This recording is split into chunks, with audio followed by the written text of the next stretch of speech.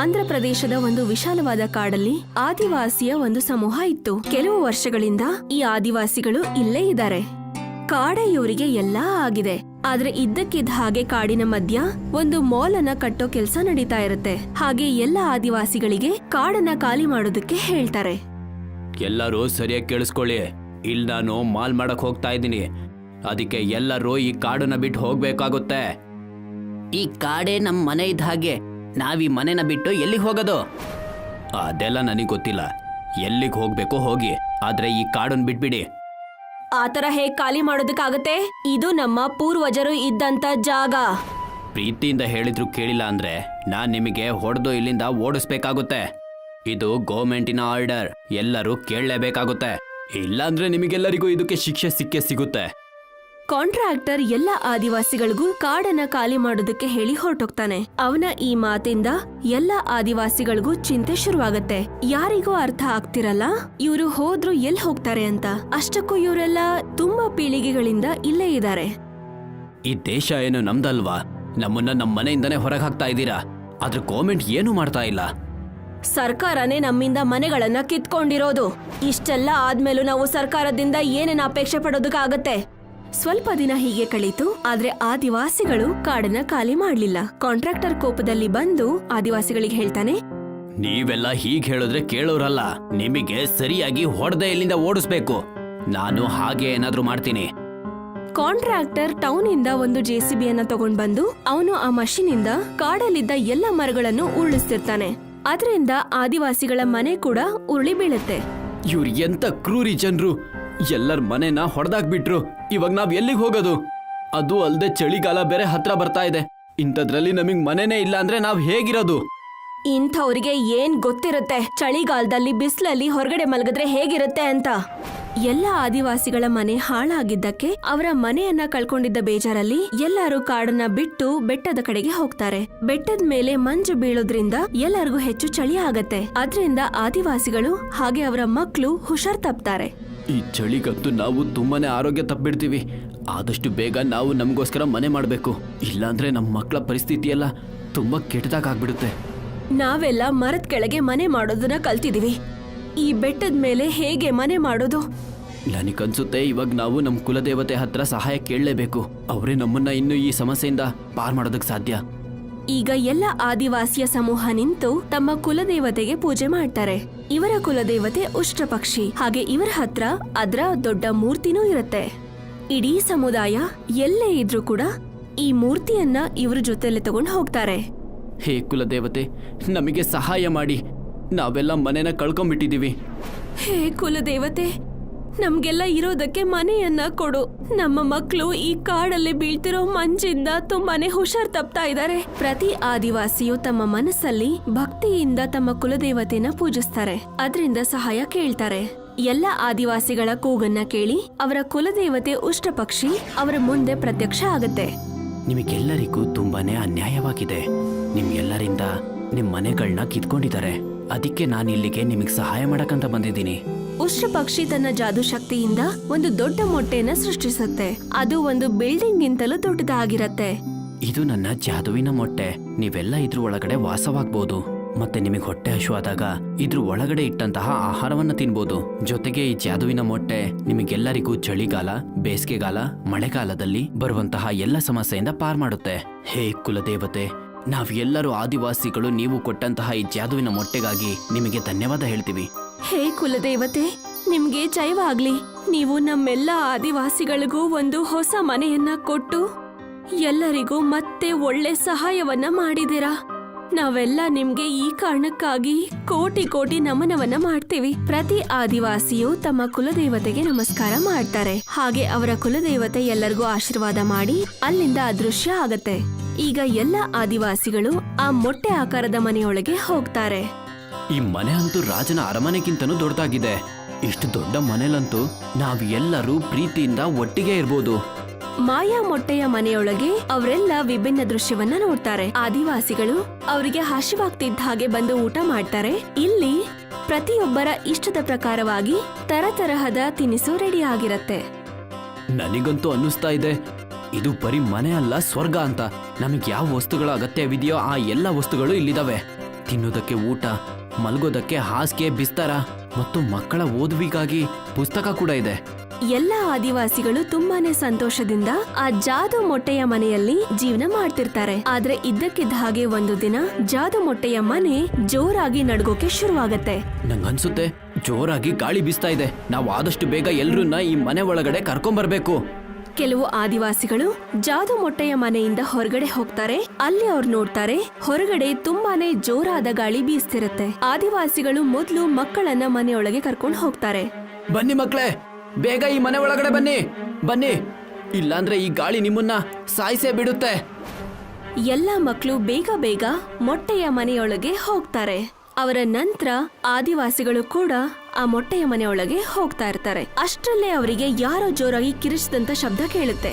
ಕಾಪಾಡಿ ಕಾಪಾಡಿ, ಯಾರಾದ್ರೂ ಇದ್ದೀರಾ? ಪ್ಲೀಸ್ ಯಾರಾದ್ರೂ ನನ್ನನ್ನ ಇಲ್ಲಿಂದ ಹೊರಗೆ ತೆಗೀರಿ. ಆದಿವಾಸಿ ನೋಡ್ತಾನೆ ಬಿರುಗಾಳಿ ಬಂದಿದ್ರಿಂದ ಮಾಲ್ನ ಗೋಡೆ ಎಲ್ಲ ಬಿದ್ದಿರತ್ತೆ. ಅಲ್ಲಿ ಕೆಲಸ ಮಾಡೋರೆಲ್ಲ ಅದ್ರ ಕೆಳಗೆ ಸಿಕ್ಕಾಕೊಂಡಿರ್ತಾರೆ. ಆದಿವಾಸಿ ಆ ಬಿರುಗಾಳಿಯಲ್ಲಿ ತನ್ನ ಜೀವವನ್ನ ಲೆಕ್ಕಿಸದೆ ಆ ಜನರನ್ನ ಕಾಪಾಡೋದಕ್ಕೆ ಹೋಗ್ತಾನೆ. ಚಿಂತೆ ಮಾಡಬೇಡಿ, ನಾನು ನಿಮ್ಮೆಲ್ಲರನ್ನು ಇಲ್ಲಿಂದ ಕಾಪಾಡ್ಕೊಂಡು ಹೋಗ್ತೀನಿ. ನೀವೆಲ್ಲರೂ ನಿಮ್ಮ ಕೈಯನ್ನ ಮುಂದೆ ಚಾಚಿ. ನೋಡಿ, ನಾನು ಇಲ್ಲಿ ಸಿಕ್ಕಾಕೊಂಡಿದ್ದೀನಿ. ಮೊದಲು ನನ್ನನ್ನ ಇಲ್ಲಿಂದ ತೆಗೀರಿ, ನನ್ನ ಕಾಲು ತುಂಬಾ ನೋವ್ತಾ ಇದೆ. ಚಿಂತೆ ಮಾಡಬೇಡ, ನಾನು ನಿನ್ನನ್ನು ಮಾತ್ರ ಅಲ್ಲ ಎಲ್ಲರನ್ನು ಕಾಪಾಡ್ತೀನಿ. ನೀವೆಲ್ಲರೂ ನಿಮ್ಮ ಕೈಯನ್ನ ಮುಂದೆ ಚಾಚಿ. ಹುಷಾರಾಗಿ ಬಾ, ಇಲ್ಲಿ ವಸ್ತೆಲ್ಲ ಮುರಿದು ಬಿದ್ದಿದೆ, ಅದರಿಂದ ನಿನಗೇನು ಬೇಕಾದ್ರೂ ಆಗ್ಬೋದು. ನನ್ನ ಕಾಲು ಕಟ್ಟಾಗಿದೆ, ನೀನು ಹುಷಾರಾಗಿ ಬಾ. ಹೆದರ್ಕೋಬೇಡ, ನನಗೆ ಇದ್ರ ಅಭ್ಯಾಸ ಇದೆ. ಹೇಗಿದ್ರು ನಾವೆಲ್ಲ ಕಾಡಲ್ಲಿದ್ದು ಇಂಥ ವಸ್ತುವಿನ ಅಭ್ಯಾಸ ನಮಗೆ ತುಂಬ ಚೆನ್ನಾಗಾಗಿರುತ್ತೆ. ಹಾಗಾದ್ರೆ ಸರಿ, ಆದರೂ ಕೂಡ ಸ್ವಲ್ಪ ಹುಷಾರಾಗಿ ಬಾ. ಇಲ್ಲಿ ಮೊಳೆಗಳು ಕೂಡ ಬಿದ್ದಿದ್ದಾವೆ. ಗೋಡೆಗಳ ಮಧ್ಯ ಸಿಕ್ಕಾಕೊಂಡಿದ್ದ ಎಲ್ಲರೂ ಅವರ ಕೈಯನ್ನ ಚಾಚ್ತಾರೆ. ಹಾಗೆ ಆದಿವಾಸಿ ಅವರನ್ನ ಎಳ್ದು ಹೊರಗಡೆ ತಂದು ಕಾಪಾಡ್ತಾನೆ. ಆಗ ಗಾಳಿ ಇನ್ನೂ ಜಾಸ್ತಿ ಆಗತ್ತೆ. ಆಗ ಸಿಕ್ಕಾಕೊಂಡಿದ್ದ ಎಲ್ಲರೂ ಇವನ ಹತ್ರ ಬರ್ತಾರೆ. ನಂತರ ಆದಿವಾಸಿ ಎಲ್ಲರನ್ನೂ ಅವನ ಜಾದು ಮೊಟ್ಟೆಯ ಮನೆಯೊಳಗೆ ಕರ್ಕೊಂಡು ಬರ್ತಾನೆ. ನಿನಗೆ ಬಹಳ ಧನ್ಯವಾದ ಆದಿವಾಸಿ ಅಣ್ಣ. ಇವತ್ ನೀನು ನಮ್ಮೆಲ್ಲರನ್ನ ಕಾಪಾಡಿದ್ಯಾ. ಒಂದ್ ವೇಳೆ ನೀನ್ ಇರ್ಲಿಲ್ಲ ಅಂದಿದ್ರೆ ನಮಗಿವತ್ತು ಏನಾಗ್ತಾ ಇತ್ತೋ ಗೊತ್ತಿಲ್ಲ. ಇದಂತೂ ನನ್ನ ಕರ್ತವ್ಯ. ನಾನು ಕೇವಲ ನನ್ನ ಕರ್ತವ್ಯ ಮಾಡಿದ್ದೇನಷ್ಟೇ. ನಾವೆಲ್ಲ ನಿಮ್ಮ ಮನೆನ ನಾಶ ಮಾಡಿ ನಿಮಗೆ ತುಂಬಾ ತೊಂದರೆ ಕೊಟ್ಟಿದ್ದೀವಿ. ಅದಕ್ಕೆ ನಮ್ಮನ್ನ ಕ್ಷಮಿಸ್ಬಿಡಿ. ನಿನ್ ಕಾರಣದಿಂದ ನಾವೆಲ್ಲ ತುಂಬಾನೇ ತೊಂದರೆಗಳನ್ನ ಅನುಭವಿಸಿದ್ವಿ. ಆದ್ರೆ ಇವಾಗ ನಮಗೆ ಇರೋದಕ್ಕೆ ಒಳ್ಳೆಯ ಮನೆ ಇದೆ. ಆದ್ರೆ ಒಂದ್ ಮಾತನ್ನ ಮಾತ್ರ ನೆನಪಲ್ಲಿಟ್ಕೋ, ಮನುಷ್ಯನೇ ಆಗಿರ್ಲಿ ಪ್ರಾಣಿನೇ ಆಗಿರ್ಲಿ, ಅವರನ್ನ ಅವರ ಮನೆಯಿಂದ ಯಾವತ್ತೂ ದೂರ ಮಾಡಕ್ ಹೋಗ್ಬೇಡ. ಬಿರುಗಾಳಿ ನಿಂತ ನಂತರ ಮಾಲ್ನಲ್ಲಿ ಕೆಲಸ ಮಾಡುವಂತ ಎಲ್ಲರೂ ಅವರ ಮನೆಗೆ ಹೋಗ್ತಾರೆ. ಕಟ್ಟಿದ್ದ ಮಾಲ್ ಬಿದ್ದೋಯ್ತು ಅಂತ ಅಲ್ಲಿದ್ದ ಎಲ್ಲ ಆದಿವಾಸಿಗಳು ಮತ್ತೆ ಆ ಜಾಗದಲ್ಲಿ ಗಿಡವನ್ನ ನೆಡೋಕೆ ಶುರು ಮಾಡ್ತಾರೆ. ಠಾಕೂರ್ ಸಾಬ್ ತನ್ನ ಮಗಳು ಮಾಲಾ ಮದುವೆನಲ್ಲಿ ಸಿಕ್ಕಾಪಟ್ಟೆ ವರದಕ್ಷಿಣೆ ಕೊಟ್ಟಿದ್ರು. ಯಾಕಂದ್ರೆ ಅವ್ರ ಮಗಳಿಗೆ ಬುದ್ಧಿ ಸ್ವಲ್ಪ ಕಮ್ಮಿ ಇತ್ತು. ದೇಹದಿಂದ ಅವಳು ದೊಡ್ಡವಳಾಗಿದ್ಲು, ಆದ್ರೆ ಬುದ್ಧಿವಂತಿಕೆಯಲ್ಲಿ ಚಿಕ್ಕವಳಾಗಿದ್ಲು. ನೋಡಿ ಅಪ್ಪಾಜಿ, ನಾನ್ ಮದ್ವೆ ಮಾಡ್ಕೊಂಡ್ಬಿಟ್ಟೆ. ನೀವ್ ಹೇಳಿದ್ರಿ ಅಲ್ವಾ ಮದ್ವೆ ಮಾಡ್ಕೊಂಡ್ರೆ ಐಸ್ ಕ್ರೀಮ್ ಕೊಡಿಸ್ತೀನಿ ಅಂತ. ಎಲ್ಲಿ ಮತ್ತೆ ನನ್ನ ಐಸ್ ಕ್ರೀಮು? ರಾಮು, ಠಾಕೂರ್ ಕೆಲಸಗಾರ ತುಂಬಾ ಐಸ್ ಕ್ರೀಮ್ ಅನ್ನ ತಗೊಂಡು ಬಂದ. ಮತ್ತೆ ಮದುಮಗಳು ಎಲ್ರ ಮುಂದೆ ಐಸ್ ಕ್ರೀಮ್ ತಿಂತಾ ಇದ್ಲು. ಅದನ್ನ ನೋಡಿ ಸುಮಿತ್ರಾಗೆ ಗಾಬರಿನೇ ಆಯ್ತು. ದುಡ್ಡುಗೋಸ್ಕರ ಈ ಮದ್ವೆ, ಸ್ವಲ್ಪ ದಿನ ಇದನ್ನ ಸಹಿಸ್ಕೊಳ್ಳೇಬೇಕು. ಒಂದ್ 2-3 ವರ್ಷ ಕಳೆದ್ಮೇಲೆ ಸೇಠ್ಜಿಗ್ ಹೇಳ್ಬಿಡ್ತೀನಿ ನಿಮ್ ಮಗಳು ಮದ್ವೆಗ್ ಲಾಯಕ್ಕೆ ಅಲ್ಲ ಅಂತ. ಆಮೇಲೆ ಅವ್ರ ಮಗಳನ್ನ ಅವರು ವಾಪಸ್ ಕರ್ಕೊಂಡು ಹೋಗ್ತಾರೆ. ದುಡ್ಡನ್ನ ನಾನು ವಾಪಸ್ ಕೊಡೋ ಅಗತ್ಯ ಇಲ್ಲ. ಬ್ರಿಜೇಶ್ ತಾಯಿಯ ಮುದ್ದಿನ ಮಗ ಆಗಿದ್ದ. ಅವ್ರಮ್ಮ ಹೇಗ್ ಹೇಳಿದ್ರೆ ಅವನದನ್ನೇ ಕೇಳ್ತಾ ಇದ್ದ. ಇರ್ಲಿ ಬಿಡಿ, ಬ್ರಿಜೇಶ್ ಮತ್ತೆ ಮಾಲಾ ಮದ್ವೆ ಆಗಿ 6 ತಿಂಗಳು ಕಳೀತು. ಈಗ ಸುಮಿತ್ರಾ ತನ್ನ ಆಟನ ಶುರು ಮಾಡ್ಕೊಂಡ್ಲು. ಅವಳು ಮಾಲಾಗೆ ಬೈತಿದ್ಲು. ಯಾರು ಗೊತ್ತು ಯಾವ ಕೆಟ್ಟ ಮುಹೂರ್ತದಲ್ಲಿ ನನ್ನ ಮಗನ್ ಮದ್ವೆನ ಈ ಪೆದ್ದಿ ಜೊತೆ ಮಾಡಿದ್ನೋ ಏನೋ. ಈ ಹುಡ್ಗಿಗೆ ದೇಹ ಏನೋ ಬೆಳ್ದಿದೆ, ಆದ್ರೆ ಬುದ್ಧಿ ಮಾತ್ರ ಬೆಳ್ದಿಲ್ಲ. ಅರ್ಥನೂ ಆಗೋದಿಲ್ಲ, ಅರ್ಥ ಮಾಡ್ಸಿದ್ರು ಅರ್ಥ ಆಗಲ್ಲ. ಆ ದೇವ್ರೆ ಈಗ ನನ್ನ ಆಸೆ ಪೂರ್ತಿ ಮಾಡ್ಬೇಕು. ಮೊಮ್ಮಕ್ಕಳನ್ನ ನೋಡೋ ಆಸೆ. ನಿನಗಂತೂ ಗೊತ್ತಿಲ್ಲ ಮೊಮ್ಮಕ್ಕಳನ್ನ ಹೇಗ್ ಕೊಡೋದು ಅಂತ. ಈಗ ನೀವೇ ಹೇಳಿ ಅಲ್ಲ ಅತ್ತೆ, ಮಕ್ಕಳು ಹೇಗ್ ಬರ್ತವೆ? ಅಯ್ಯೋ ದೇವ್ರೆ, ನಾನ್ ಹೇಳ್ಕೊಡ್ಬೇಕಾ? ಇದನ್ನೆಲ್ಲ ಕೇಳಿಸ್ಕೊಳಕ್ ಮುಂಚೆನೆ ನನ್ನ ಕರ್ಕೊಂಡ್ ಬಿಡ್ಬಾರ್ದಾ ದೇವ್ರೆ? ಸಾಕಾಯ್ತು ನನ್ಗೆ. ಅಯ್ಯೋ ಹೇಳಿ ಅತ್ತೆ, ಮಕ್ಕಳು ಎಲ್ಲಿಂದ ಬರ್ತಾರೆ? ಮಾರ್ಕೆಟಿಂದ ಬರ್ತಾರೆ. ಹೋಗು ಕೊಂಡ್ಕೊಂಡ್ ಬಾ. ಅಯ್ಯೋ ಇಷ್ಟೇನಾ? ನಾನ್ ಇವಾಗ್ಲೇ ಮಾರ್ಕೆಟ್ಗೆ ಹೋಗ್ತೀನಿ. ವಾಪಸ್ ಬರೋವಾಗ ಒಂದ್ ಮಗುನ ಕೊಂಡ್ಕೊಂಡ್ ಬರ್ತೀನಿ. ಮಾಲಾ ತನ್ನ ಬೀರುಯಿಂದ ಚಿನ್ನದ ನಾಣ್ಯದ ಗಂಟನ್ನ ತಗೊಂಡು ಮಗುನ ಕೊಂಡ್ಕೊಂಡ್ ಬರೋದಕ್ಕೆ ಅಂತ ಹೊರಡ್ತಾಳೆ. ಅವಳು ಮಾರ್ಕೆಟ್ಗೆ ಹೋದ್ಲು. ಇಲ್ಲಿ ಮಕ್ಕಳು ಎಲ್ ಸಿಗ್ತವೆ? ಒಂದ್ ಕೆಲ್ಸ ಮಾಡ್ತೀನಿ, ಯಾರನ್ನಾದ್ರೂ ಕೇಳ್ತೀನಿ. ಅಲ್ಲೇ ನಿಂತಿದ್ದಂತ ಒಂದು ಹೆಂಗ್ಸತ್ರ ಮಾಲಾ ಹೋಗ್ತಾಳೆ. ಅಯ್ಯೋ ಅಕ್ಕ, ಇಲ್ಲಿ ಮಕ್ಕಳು ಎಲ್ ಸಿಗ್ತವೆ? ಯಾರ್ ಮಕ್ಕಳು? ಯಾರ್ದು ಅಂದ್ರೆ ಏನು? ಮನುಷ್ಯರು ಮಕ್ಕಳು. ಮನುಷ್ಯರು ಮಕ್ಕಳ? ನೀನೇನ್ ಮಾಡ್ತೀಯ ಅವನ್ನ? ನಾನು ಮನುಷ್ಯರು ಮಕ್ಕಳನ್ನ ಕೊಂಡ್ಕೋಬೇಕು. ಏನು? ತಲೆ ಕೆಟ್ಟಿದ್ಯಾ ನಿನ್ಗೆ? ಹೋಗೆ ಇಲ್ಲಿಂದ. ಎಲ್ಲೆಲ್ಲಿಂದ ಬಂದ್ಬಿಡ್ತಾರೋ ಈ ತಲೆ ಕೆಟ್ಟವ್ರು. ಇನ್ನೊಂದ್ ನಿಮಿಷ ನೀನ್ ಇಲ್ಲೇ ನಿಂತಿದ್ರೆ ಕಪಾಳಕ್ 4 ಬಾರಿಸ್ತೀನಿ. ಹೋಗಿಲ್ಲಿಂದ. ಆ ಹೆಂಗ್ಸು ಮಾಲಾನ ಹುಚ್ಚಿ ಅನ್ಕೊಂಡು ಓಡಿಸ್ಬಿಡ್ತಾಳೆ. ಮಾಲಾ ಅಲ್ಲಿಂದ ಮುಂದೆ ಹೋಗ್ತಾಳೆ. ಅವಳು ಮುಂದೆ ಒಂದ್ ಅಂಗಡಿಲ್ ನೋಡ್ತಾಳೆ, ಒಂದು ಹಸು ಕರು ಮತ್ತೆ ಮೇಕೆ ಮರಿ ಕೂಡ ಇರತ್ತೆ. ಮಾಲಾ ಆ ಅಂಗಡಿಯವನ ಹತ್ರ ಹೋಗ್ತಾಳೆ. ಅಣ್ಣ, ನೀನು ಮನುಷ್ಯರು ಮಕ್ಕಳನ್ನ ಕೂಡ ಮಾರ್ತೀಯಾ? ಇಲ್ಲ ಇಲ್ಲ, ಇಲ್ಲೇನ್ ಹೇಳ್ತಾ ಇದೀಯಾ? ತೊಲಗು ಇಲ್ಲಿಂದ, ತೊಲಗು. ಮಾಲಾ ಯಾವ್ದೇ ಅಂಗಡಿಗೆ ಹೋದ್ರು ಜನಗಳು ಅವಳನ್ನ ಬೈದು ಅಲ್ಲಿಂದ ಕಳಿಸ್ತಾ ಇದ್ರು. ಮಾಲಾನ ಒಬ್ಬ ವ್ಯಕ್ತಿ ನೋಡ್ತಾನೆ. ಅನ್ಸುತ್ತೆ ಈ ಹೆಂಗಸು ಹುಚ್ಚಿ, ಆದ್ರೆ ಇವಳ ಶರೀರದಲ್ಲಿ ಇಷ್ಟೊಂದು ಚಿನ್ನಾಭರಣ. ಖಂಡಿತ ಒಳ್ಳೆ ಶ್ರೀಮಂತ ಕುಟುಂಬ ಅನ್ಸುತ್ತೆ. ನಾನ್ ಇವಳನ್ನ ಯಾಮರ್ಸಿ ಇವಳ ಎಲ್ಲ ಹಣವನ್ನ ಲೂಟಿ ಮಾಡ್ಬಿಡ್ತೀನಿ. ಆ ವ್ಯಕ್ತಿ ತನ್ನ ರೂಪನ ಬದಲಾಯಿಸ್ಕೊಂಡು ಒಬ್ಬ ಸಾಧು ವೇಷ ಹಾಕೋತಾನೆ ಮತ್ತವನು ಮಾಲಾ ಹತ್ರ ಹೋಗ್ತಾನೆ. ಅಲಾಕ್ ನಿರಂಜನ್, ಅಲಾಕ್ ನಿರಂಜನ್, ಅಲಾಕ್ ನಿರಂಜನ್, ಅಲಾಕ್ ನಿರಂಜನ್. ಪುತ್ರಿ, ನಿನಗೊಂದು ಮಗು ಬೇಕಲ್ವಾ? ಹೌದು ಬಾಬಾ, ನೀವ್ ನನ್ಗೆ ಮಗುನ ಕೊಡಕ್ ಸಾಧ್ಯನಾ? ನನ್ ಹಿಂದೆ ಬಾ. ಮಾಲಾ ಆ ಸಾಧು ಹಿಂದೆ ಹೋಗ್ತಾ ಇರ್ತಾಳೆ. ಆ ಸಾಧು ಮಾಲಾನ ಒಂದು ಕಾಡೊಳಗಡೆ ಕರ್ಕೊಂಡು ಹೋಗ್ತಾನೆ. ಕಾಡಲ್ಲಿ ಒಂದು ದೊಡ್ಡ ಮರದ ಕೆಳಗಡೆ ಅವನು ಕೂತ್ಕೋತಾನೆ. ಅಯ್ಯೋ ಬಾಬಾ, ನೀವ್ ನನ್ಗೆ ಮಗು ಕೊಡೋರಿದ್ರಿ ಅಲ್ವಾ? ಪುತ್ರಿ, ಆದ್ರೆ ಮಗು ಕೊಂಡ್ಕೊಳಕ್ಕೆ ನಿನ್ನ ಹತ್ರ ಹಣ ಇದೆಯಾ? ಹಾ ಇದೆ, ನನ್ ಹತ್ರ ಗಂಟಿನ್ ತುಂಬಾ ಚಿನ್ನದ ನಾಣ್ಯ ತುಂಬಿದೆ. ಮಾಲಾ ಆ ಸಾಧುಗೆ ತಾನ್ ತಂದಿದ್ದಂತ ಚಿನ್ನದ ನಾಣ್ಯದ ಗಂಟನ್ನ ತೋರಿಸ್ತಾಳೆ. ಅದನ್ನ ನೋಡಿ ಆ ಸಾಧು ಕಣ್ಣರಳಿಸ್ತಾನೆ. ಎಷ್ಟೇ? ಬರೀ ಇಷ್ಟೇನ ಚಿನ್ನ? ನನ್ ಹತ್ರ ಇರೋದು ಇಷ್ಟೇನೆ. ಇದ್ರಲ್ಲಿ ಕೇವಲ ಮನುಷ್ಯರ ಮೊಟ್ಟೆ ಬರುತ್ತೆ. ನನಗ್ ನಡೆಯತ್ತೆ. ಮೊಟ್ಟೆ ಹೊಡೆದ್ಮೇಲೆ ಮಗು ಹೊರಗ್ ಬರತ್ತಲ್ವಾ? ಆದ್ರೆ ಕಾಯ್ಬೇಕಾಗುತ್ತೆ.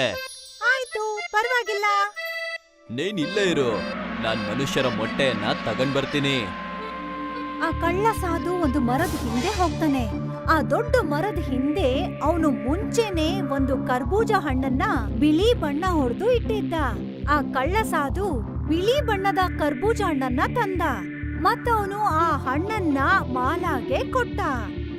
ಇಷ್ಟು ದೊಡ್ಡ ಮೊಟ್ಟೆನಾ? ಇದು ಮನುಷ್ಯರ ಮೊಟ್ಟೆ. ಇದು ದೊಡ್ಡದಾಗೆ ಇರ್ಬೇಕಲ್ವಾ? ಹಾ, ಇದನ್ ತಗೊಳ್ಳಿ. ಮಾಲಾ ಆ ಸಾಧುಗೆ ಚಿನ್ನದ ನಾಣ್ಯ ತುಂಬಿರೋ ಗಂಟನ್ನ ಕೊಟ್ಟು ಮೊಟ್ಟೆ ತಗೊಂಡು ಹೊರಟು ಬಿಡ್ತಾಳೆ. ಹುಷಾರಾಗಿ ಹೋಗು, ದಾರಿಯಲ್ಲಿ ಮೊಟ್ಟೆನ ಬೀಳಿಸ್ಬೇಡ. ನಾನು ಹುಷಾರಾಗಿ ಹೋಗ್ತೀನಿ. ಮಾಲಾ ಅಲ್ಲಿಂದ ಹೊರಟು ಬಿಡ್ತಾಳೆ. ಈಗ ನಂದು ಒಂದು ಮಗು ಇರತ್ತೆ. ಈ ಮನುಷ್ಯನ್ ಮೊಟ್ಟೆ ಹೊಡೆದ್ಮೇಲೆ ಅದ್ರಿಂದ ಒಂದು ಮಗು ಹೊರಗ್ ಬರತ್ತೆ. ಆ ಮಗು ಹುಡ್ಗ ಆಗಿರತ್ತಾ ಅಥವಾ ಅದೇನ್ ಬೇಕಾದ್ರೂ ಆಗಿರ್ಲಿ, ಅದು ನನ್ ಮಗು ಆಗಿರತ್ತೆ. ಮತ್ತೆ ಅತ್ತೆ ಇಚ್ಛೆ ಕೂಡ ಪೂರ್ತಿ ಆಗತ್ತೆ. ದಾರಿನಲ್ಲಿ ಮಾಲಾಗೆ ಒಂದು ದೊಡ್ಡ ದೇವಸ್ಥಾನ ಕಾಣಿಸತ್ತೆ. ಈ ಮೊಟ್ಟೆನೂ ಕೂಡ ದೇವ್ರ ದರ್ಶನ ಮಾಡಿಸ್ತೀನಿ. ಆ ದೇವ್ರ ಕೃಪೆ ಇದ್ರ ಮೇಲೂ ಇರತ್ತೆ. ಹಾಗೆ ಯೋಚನೆ ಮಾಡಿ ಮಾಲಾ ಮೊಟ್ಟೆನ ಒಳಗಡೆ ತಗೊಂಡ್ ಹೋಗ್ತಾಳೆ. ಅವಳು ಆ ಮೊಟ್ಟೆನ ದೇವ್ರ ಮೂರ್ತಿ ಎದುರುಗಡೆ ಇಡ್ತಾಳೆ. ದೇವ್ರೇ, ನನ್ಗೂ ಕೂಡ ಒಂದು ಮಗು ಬೇಕು. ಯಾವಾಗ್ಲೂ ಅದು ನನ್ ಜೊತೆನೇ ಇರ್ಬೇಕು. ಎಲ್ರು ಹೇಳ್ತಾರೆ ನಾನು ಪೆದ್ದಿ ಅಂತ, ಯಾರು ಕೂಡ ನನ್ ಜೊತೆ ಮಾತಾಡಲ್ಲ. ಅದಕ್ಕೆ ನೀವು ಈ ಮೊಟ್ಟೆನ ಚೆನ್ನಾಗ್ ನೋಡ್ಕೊಳ್ಳಿ. ಮಾಲಾ ಮೊಟ್ಟೆನ ಅಲ್ಲೇ ಬಿಟ್ಟು ಪ್ರಸಾದ ತಿನ್ನೋದಿಕ್ಕೆ ಅಂತ ಹೋಗ್ತಾಳೆ. ಅವಳು ಹೋಗ್ತಿದ್ದ ಹಾಗೆ ಒಂದು ಚಮತ್ಕಾರನೇ ಆಗತ್ತೆ. ಭಗವಂತನ ಮೂರ್ತಿ ಒಳಗಡೆಯಿಂದ ಒಂದು ಪ್ರಕಾಶಮಾನವಾದ ಬೆಳಕು ಆ ತರ್ಬೂಜದ ಮೇಲೆ ಬೀಳತ್ತೆ. ಸ್ವಲ್ಪ ಹೊತ್ತಿನ ನಂತರ ಮಾಲಾ ವಾಪಸ್ ಬರ್ತಾಳೆ ಮತ್ತೆ ಆ ಮೊಟ್ಟೆನ ತಗೊಂಡು ಅಲ್ಲಿಂದ ಹೊರಟೋಗ್ತಾಳೆ. ಅತ್ತೆ, ನಾನು ಮನುಷ್ಯನ ಮೊಟ್ಟೆ ತಂದಿದ್ದೀನಿ. ಈಗ ನನ್ಗೂ ಮಗು ಆಗತ್ತೆ. ನಿಮ್ಮನ್ನ ಅಜ್ಜಿ ಅಂತ ಕರೆಯತ್ತೆ. ಅಯ್ಯೋ ಪೆದ್ದಿ, ಏನ್ ತಗೊಂಡ್ ಬಂದಿದ್ಯಾ? ಮನುಷ್ಯರು ಮೊಟ್ಟೆ ಅಂತ ಎಲ್ಲಾದ್ರೂ ಇರತ್ತಾ? ಇರತ್ತೆ. ನನಗೆ ಈ ಮೊಟ್ಟೆನ ಒಬ್ರು ಸಾಧು ಬಾಬಾ ಕೊಟ್ಟಿರೋದು. ಮತ್ತೆ ಹೇಳಿದರೆ ಇದನ್ನ ಚೆನ್ನಾಗಿ ನೋಡ್ಕೋ ಅಂತ. ಹುಚ್ಚಿ ಎಲ್ಲಾದ್ರೂ ನಡಿ, ಠಾಕೂರ್ ಸರ್ ಹತ್ರ ನಿನ್ನ ಈ ಕೆಲಸವನ್ನು ತೋರಿಸ್ತೀನಿ. ಸುಮಿತ್ರಾ ಮತ್ತೆ ಬ್ರಿಜೇಶ್ ಮಾಲಾ ಮತ್ತೆ ಅವಳ ಮೊಟ್ಟೆನ ಅವ್ರ ಅಪ್ಪನ ಹತ್ರ ಕರ್ಕೊಂಡ್ ಬರ್ತಾರೆ. ನೀವೇ ನೋಡಿ ಏನ್ ಮಾಡ್ಕೊಂಬಂದಿದ್ದಾಳೆ ನಿಮ್ ಮಗಳು. ಮಗು ಬೇಕು ಅಂತ ಹೇಳ್ತಾ ಇದ್ಲು, ಇವಾಗ ನೋಡಿದ್ರೆ ಮನುಷ್ಯರು ಮೊಟ್ಟೆ ತಗೊಂಬಂದಿದ್ದಾಳೆ. ಹೇಳ್ತಾಳೆ ಇದರಿಂದ ಮಗು ಬರುತ್ತಂತೆ. ಠಾಕೂರ್ ಸಾಹೇಬ್ರಿಗೆ ಬೇಜಾರಾಗತ್ತೆ. ಮಗು ಇದೇನು, ಮನುಷ್ಯ ಮೊಟ್ಟೆಯಿಂದ ಹೊರಗ್ ಬರೋದಿಲ್ಲ.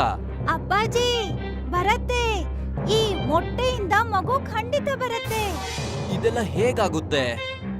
ಆಗತ್ತೆ, ಈ ಮೊಟ್ಟೆ ಹೊಡೆದಾಗ ಇದ್ರೊಳಗಡೆಯಿಂದ ಮಗು ಬರುತ್ತೆ, ಮತ್ತದು ನನ್ ಮಗು. ಮಾಲಾ ಹಾಗೆ ಹೇಳ್ತಾ ಇರ್ತಾಳೆ. ಆಗ ಇದ್ದಕ್ಕಿದ್ದ ಹಾಗೆ ಆ ಮೊಟ್ಟೆಯಿಂದ ಬಿರುಕು ಬೀಳುತ್ತೆ, ಮತ್ತೆ ಆ ಮೊಟ್ಟೆ ಒಡೆದು ಹೋಗತ್ತೆ. ಒಂದು ಪ್ರಕಾಶಮಾನವಾದ ಬೆಳಕಿಂದ ಒಂದು ಮಗು ಅಳೋ ಶಬ್ದ ಕೇಳಿಸತ್ತೆ.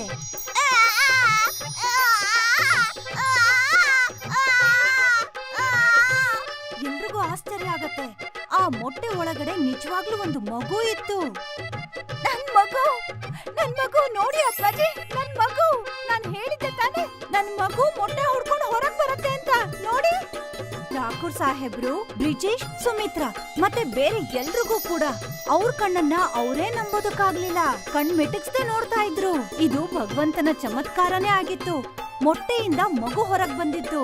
ಮಾಲಾಗೆ ದೇವ್ರು ಅವಳಿಗೆ ಉಡುಗೊರೆ ರೂಪದಲ್ಲಿ ಕೊಟ್ಟಿದ್ದು ಆ ಮಗುನ, ಅವಳ ಒಂಟಿತನನ ದೂರ ಮಾಡೋದಿಕ್ಕೆ. ಮೊಟ್ಟೆಯಿಂದ ಮಗು ಬರೋದು ಅಸಂಭವ ಆಗಿತ್ತು. ಜನಗಳು ನೋಡಿದ್ದನ್ನು ಕೂಡ ಒಪ್ಕೊಳ್ತಿರೋದು ಅಸಂಭವ ಆಗಿತ್ತು. ಕೊನೆಗೆ ಜನಗಳು ಒಪ್ಕೋತಾರೆ, ಮನುಷ್ಯರು ಮೊಟ್ಟೆ ಕೂಡ ಇರತ್ತೆ ಅಂತ.